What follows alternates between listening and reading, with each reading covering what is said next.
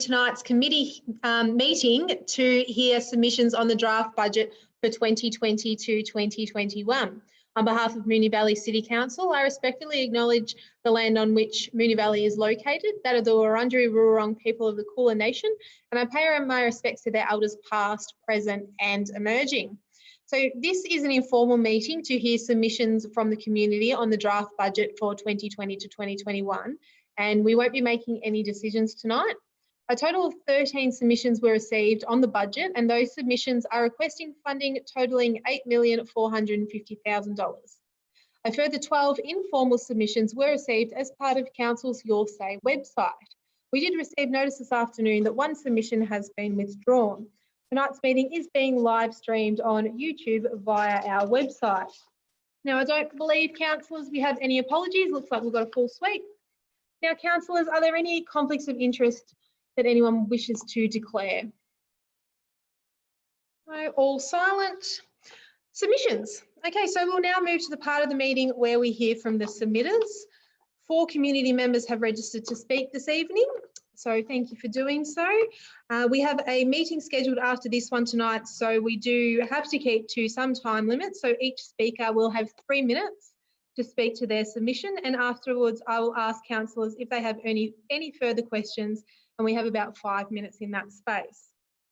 So this meeting is being conducted via Zoom and the speakers are joining us on Zoom. So welcome and let's get started. So I will first jump to Natali who joined us online. So thank you very much for your submission.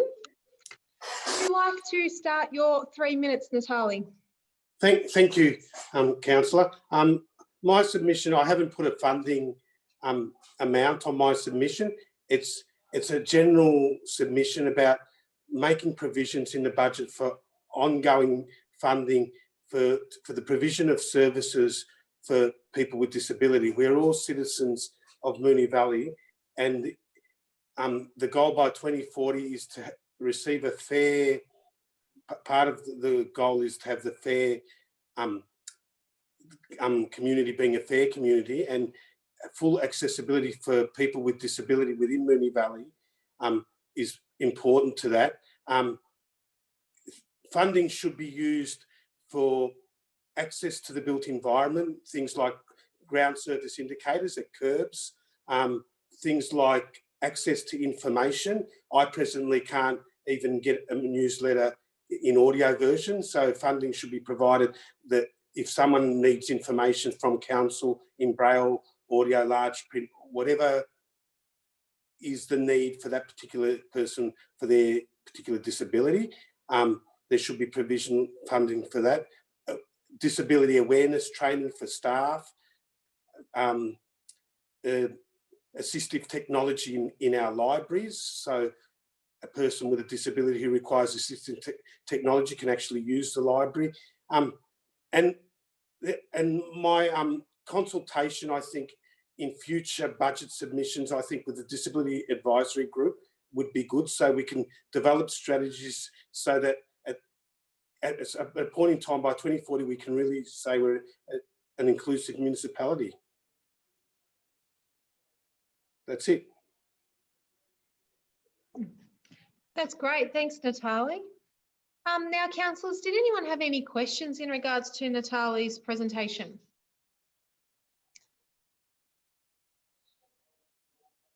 Any questions at all from councillors? No, I think you were very, oh, sorry, Nicole, were you about to say something? I was actually just going to ask, just in terms of your top priority, Natali, of those matters that you've mentioned, what do you think would be your top priority? Was it hard to split them out? It's very hard because the thing is there's many disabilities, right? I think we need a planned approach. I think that's what I would like to see, for example, with tactile ground surface indicators, when a curb gets replaced, it should be automatic that a tactile ground surface indicator is actually put, so like the ramp is for the pram, so that, you know, a person who's vision impaired, for example, can safely cross a road. We've already replaced it, but we don't have mechanisms for these things and budget. So it's about having a planned approach. And from years to years, priorities will change. Do you see what I'm saying? So, yeah, and it's about, if we don't have a plan with a budget, nothing happens. That's my point. Thank you. Great. Councillor Cusack? Sorry. Good evening, Natali. It's nice to see you here. Natali, I'm just interested about your proposal for a reference group to continue on to advise council. And it just struck me that, and I wanted to get I wanted to open up the door a little bit on what that reference group might look like. Are we suggesting that it provides advice on very specific projects like the access stuff that you're referring to, or is it got an advocacy role to lift and to help council to learn what it needs to be doing as much as how it's doing it? Yeah, thanks, councillor. We've already got an informal group that we've set up. It's a community-based group as such, so it's not, you know, following sort of the disbanding of the PACs. We have developed our own informal group, and we can see that being the point of reference, if you like, where we could actually contribute in a lot of ways to council, you know, through policies. Yep. You know, before decisions are made, they can come to the group and, you know, say the website's getting upgraded. It can be, you know, put through to the group. What's your opinion on this from a lived experience perspective? What do we need to do? You know, so there's many things that the group can do, and the group already exists as an informal, as I said, but it would be occasionally we would like to invite councillors to come and listen and participate and bring things forward, including other members of you know, management as well, you know, the CEO and other senior managers, and, you know, whatever the relevant issue is of the day. Thank you. Yeah. Thank you, Councillor Cusack. Good idea. And probably just with time, probably the last question, Councillor Nation. Yeah, I was just going to make a quick comment and thank you, Natali, for your ongoing advocacy in this space. I will note we have the Fair Action Plan, which is hopefully going to be moved in a draft form next week. And in that draft action plan, some of the actions from our previous disability action plan are going to be rolled into that Fair Action Plan. But I think probably the window in terms of getting some feedback in regards to that plan will be the coming month and a bit. So I take it the CEO or the relevant department might take this offline with you to ensure that when we do move the draft Fair Action Plan, that your group, even be the informal group, given the opportunity to give us feedback and engage in some sort of consultation. I also just wanted to note, and it's something that I've championed in our budget process, and I just want to flag for all councillors, because I've harped on it before, the continual programs like the accessible parking spaces, and you've heard me plenty of times in budget workshops stress that these are not things that can ever just be put off because we don't have the funds. We need to commit every year to a set number of upgrades of our accessible parking spaces. We've got a strategy. We've got about 150 bays that we need to improve. So we just can never let that as a line item fall out of the budget. I don't believe it has in our current draft budget, but we just need to make sure that that is in one of the first items every single time, because there's still a long way to go in that space. I'd like to see a similar thing with tactile ground surface indicators, and also just to let you know, we are contributing to that Fair Action Plan already. I've actually been part of that. And I think with those tactile with the tactile surfaces, and I know I've pulled up council a couple of times. There were the new lights that went in, pedestrian lights, where the pedestrian lights are at the corner of Napier and Brewster Street, and we replaced a lot of the curb there, and it just wasn't default that those tactile surfaces went on. There was some breakdown in either communication or process where they didn't get put on, and we need to make sure that that's never an oversight. That, as you said, Natali, every time we replace a crossing or a curb, that is the default, that is the surface that goes on. So yeah, thank you very much for your advocacy so far, and I really look forward to what your group will contribute in the draft process of the Fair Action Plan. Thank you. Thank you, councillors, and thank you, Natali. Can I just confirm that everyone can hear me still? Yep. Great. Sorry, we just had some slight tech issues. Thank you very much, Natali, for joining us tonight. We always really appreciate your input, and we'll definitely take your notes on board. So our next presenters were going to be Rose Isa and Logan Shield. However, I believe we've got Rose and Therese. So thank you very much for coming along. Now, they're from Moonee Valley Sustainability and will be presenting together. Therefore, you'll have 6 minutes. And then, as I said before, about 5 minutes for question time. So thank you very much for your presentation. I believe there's going to be some screen sharing as well.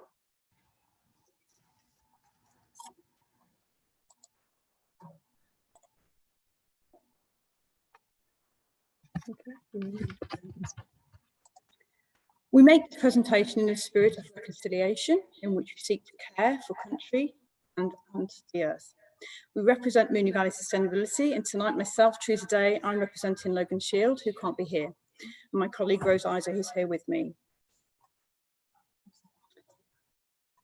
We're glad to see the targets in MV 2040 to reduce greenhouse emissions. We appreciate Moonee Valley has committed to the Take 2 pledge to keep global warming below 2 degrees. If we take no action, the planet will get 2 degrees hotter or more.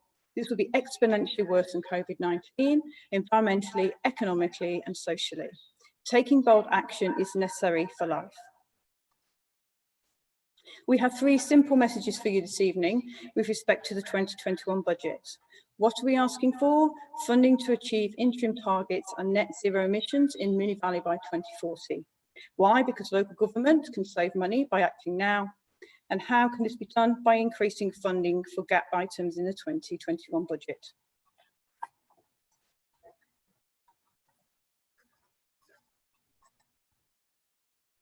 We're asking for funding to achieve net zero community emissions in Moonee Valley by 2040. A net zero target supports the Victorian state government target and the Paris Agreement to keep global warming increase well below 2 degrees.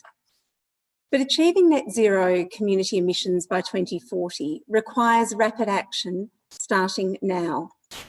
The trajectory towards zero has to hit interim targets. For example, 50% reduction at 5 years, 75% at 10 years, as a way of making sure the trajectory hits zero in 20 years. And it's not just us asking. Over 1,000 Moonee Valley residents have signed a petition asking for interim targets to help achieve the 2040 goal. We understand that council officers support this idea, and that is fantastic. But there's more. Council has to take the actions necessary to achieve these targets. As you know, we're talking about the 99% of emissions in the municipality that are from the community, not council facilities and activities. And while it's terrific that council has reduced its operational emissions, these are in fact only 1% of Moonee Valley's overall emissions. Council has outlined in the Green Action Plan actions that it can take, and we're asking you to fund them, to start reducing community emissions now. Local government is powerful and can take action to reduce community emissions. Local government is brilliant in working with local communities and can make things happen faster than state and federal governments due to the respect and trust built within those communities. We're concerned that despite having a strong target, Council has stated in MV 2040 that it's not responsible for these emission reductions and possibly should wait for federal and state action to enable to achieve this target. Local government is more powerful than it knows. Other councils know this and have already started making huge strides forward to reduce emissions. The City of Darebin have set targets to double solar power in the next 5 years. City of Yarra have set targets to achieve zero net emissions across the entire Yarra community as soon as possible. And Moreland have voted for a sustainability criterion on all procurements and tenders. And the economic argument is an important one for local government. It's the local government who will have to foot the bill for infrastructure damage by flood, heat, storm, fire and sea level rises. Money invested now in mitigating climate change will avoid massive infrastructure and social costs. We're taking strong rapid action right now during COVID-19 and we can do the same for climate change. Mitigation before adaptation is about bang for your buck. Pay now or pay more later. Council has already identified actions in the Green Action Plan, and we're simply asking for relatively modest funding to be invested so that cuts to community emissions can be realised. We've gone through all of the actions in the GAP, the Green Action Plan, and looked at how these could be strengthened and funded.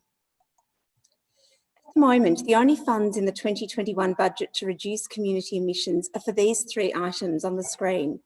This is not going to start the slide downwards. We've identified actions in the Green Action Plan that Council can take in the next 12 months, and we've set these out in our budget submission. The costs are indicative estimates only, but they'll get the discussion started. In many cases, we've really altered the GAP action. For example, in item 2, we've just added the word fund.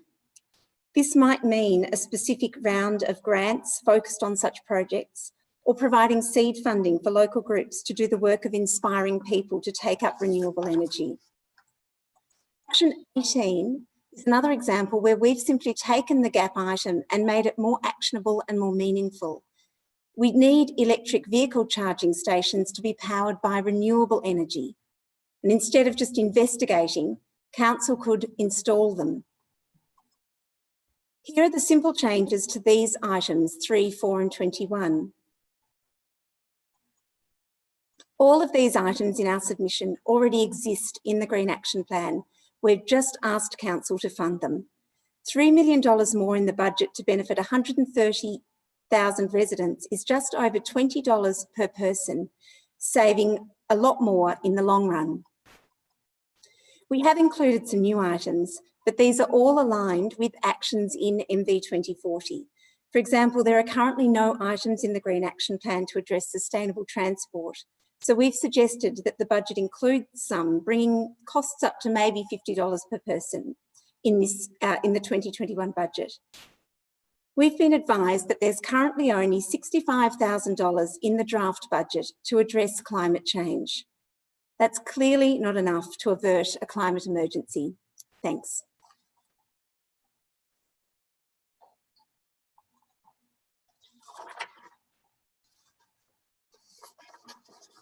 Great. Thank you very much for that really thorough presentation. Now, councillors, were there any questions?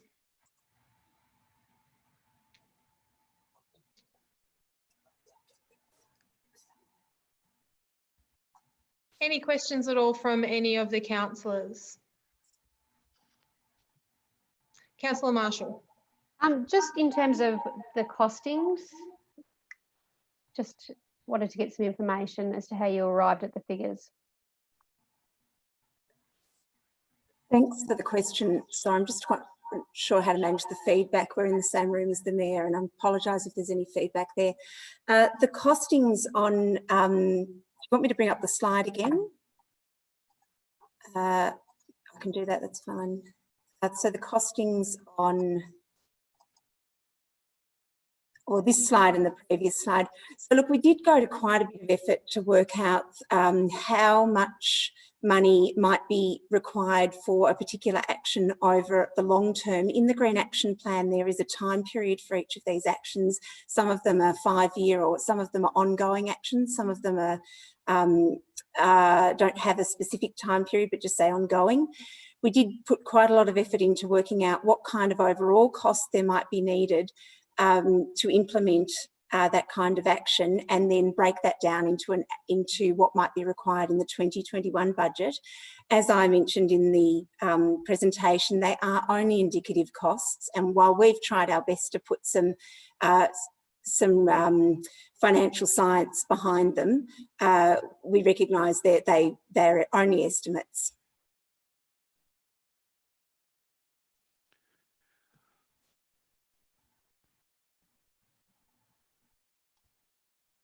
Thank you, Councillor Marshall. Did that answer your question? Yep. Councillor Cusack?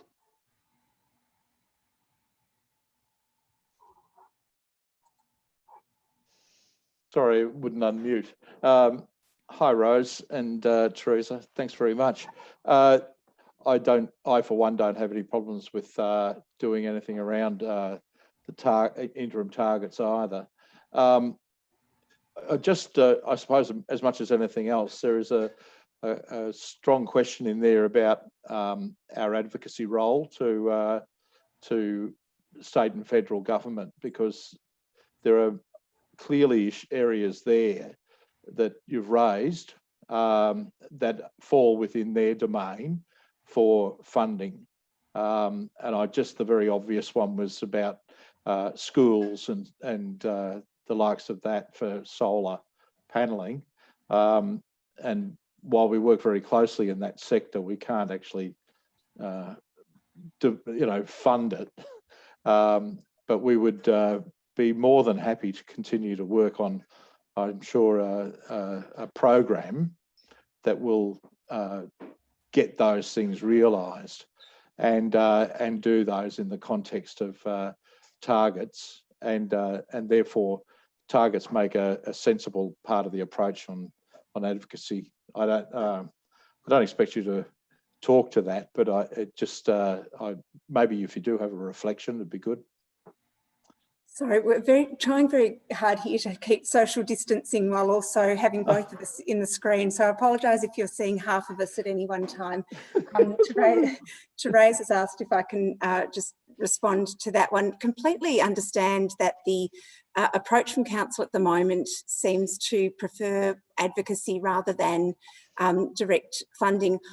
A key part of our presentation from Moonee Valley Sustainability does argue against that the federal and state governments may theoretically have responsibility for emissions, community emissions, but it's in fact local government that's closer to the ground that is able to act and take that leadership and help schools to do what I know schools in our municipality would love to do, which is to drive down their own emissions and drive down their own costs.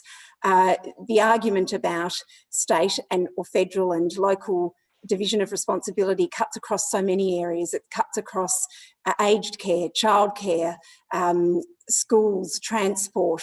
But we always run into this argument, and what we're asking Moonee Valley Council tonight is to crack through that and to take the logic of the science and the logic of the urgency of this, and to say, well, council's in a position to take action, it's prepared to take action, and be prepared to fund it.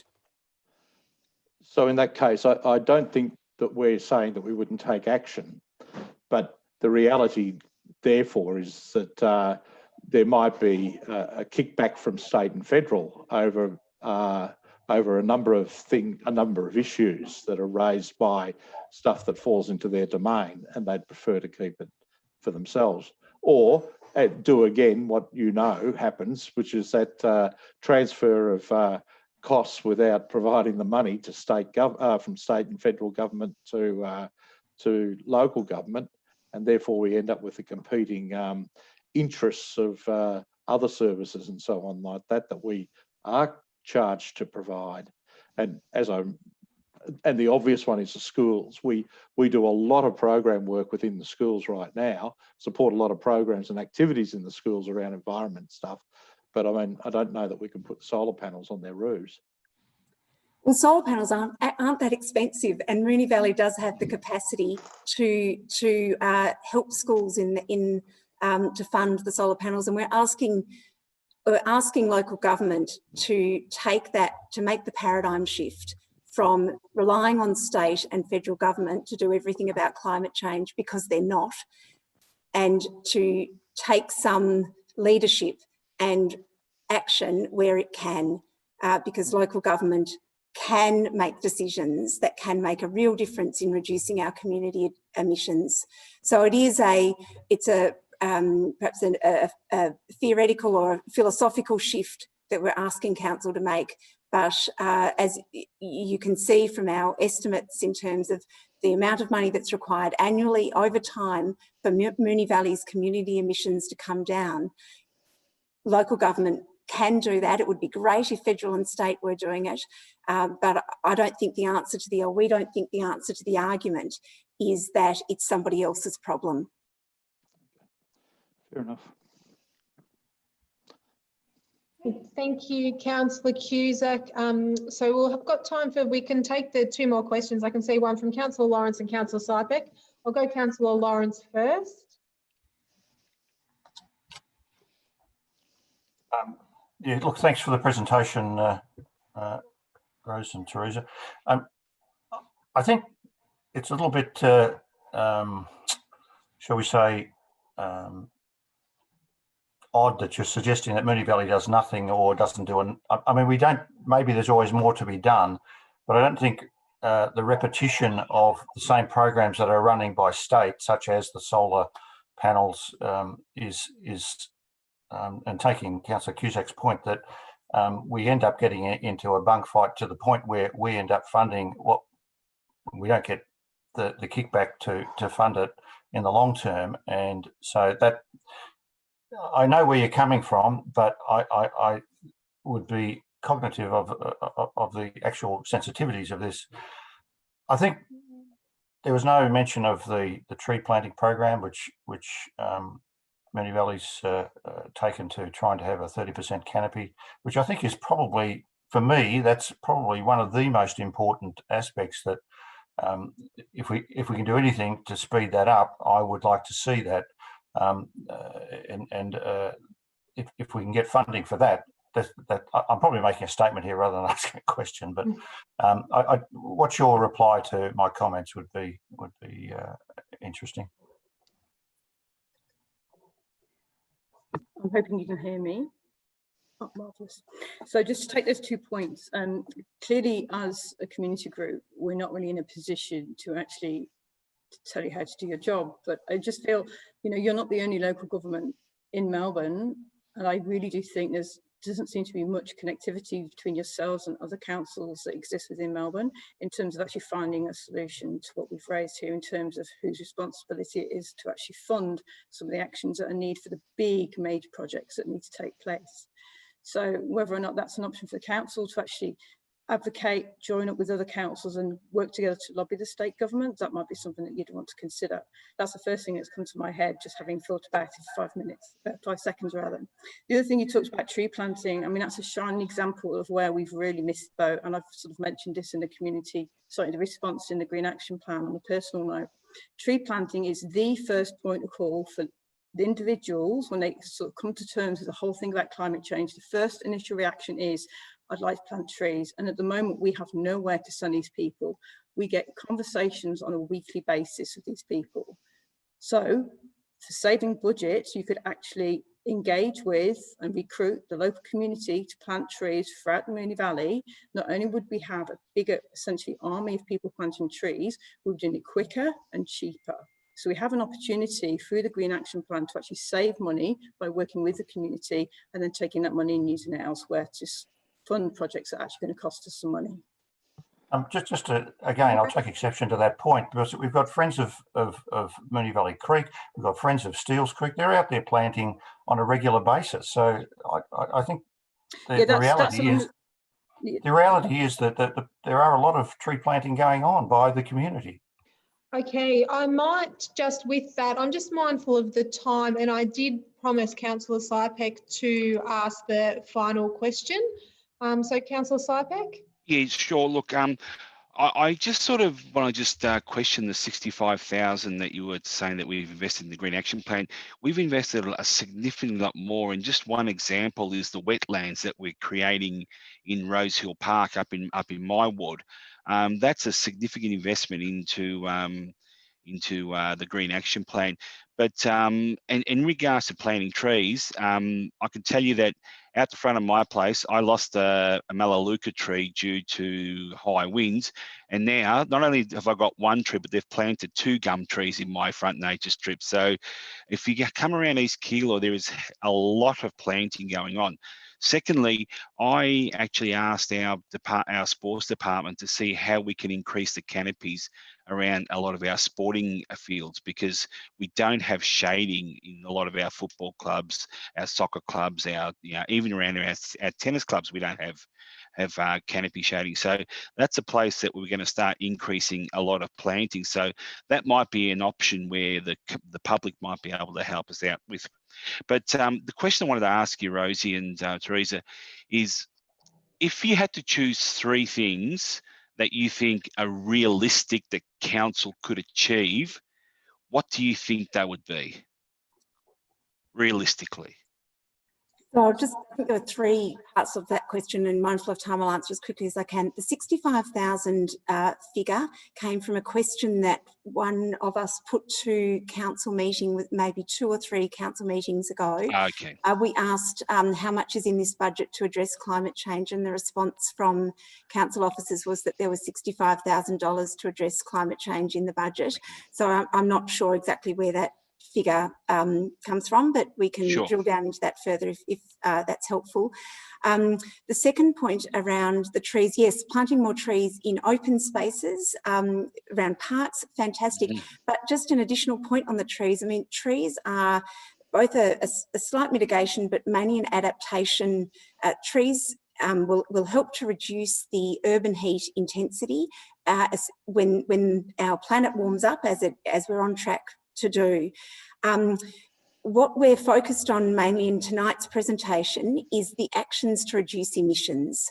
And that's slightly different from the drawdown from the tree planting, which can only come into effect over time and is incredibly important. But the focus of our submission tonight is on what can be done right now in 2021 to get our trajectory to move downwards in terms of our emissions. And your final question then around what is the most cost effective, or what could be the top 3 things that we could do? Well, we know that residents' emissions and industrial and commercial emissions from electricity and gas are the highest contributor to our community emissions. So any actions that we can take that can change or reduce our reliance of or reduce our emissions from electricity and gas are valuable to do right now, and that is primarily shifting to renewable, whether it is through green power and partnerships that council's already engaging with and trying to implement, or whether it's directly helping residents to put solar panels on their roof and solar panels on schools. That's what we can do. Moonee Valley has a very low uptake of solar panels across our municipality. We've in fact gone down over the past few years. We're at 11%, I think, of residences across the municipality. There are some barriers on some heritage areas around solar panels. That's still a conversation that we need to have and find some ways through those issues. Putting solar on people's roofs, people's residences, people's schools, helping people to get off gas, that's what we can do right now. Okay, thank you. Okay, thank you. Thank you very much, everyone, for participating and for the questions. And thank you to Rose and Therese for coming in and submitting to the budget. So that concludes the submissions on the draft budget 2020 to 2021. And as I said before, thank you to all of the submitters, even for the submitters that did not speak tonight. We will obviously still be discussing your submission. So we'll just consider all submissions as part of the final budget deliberations, and a formal response will be provided to everybody who has made a submission. So thanks to everyone who's been watching on live stream. And thank you for bearing with us while we've screen shared and had community members join in as well. I think it's been a great first experience for us at Moonee Valley. So that concludes the meeting. Thank you very much and good night.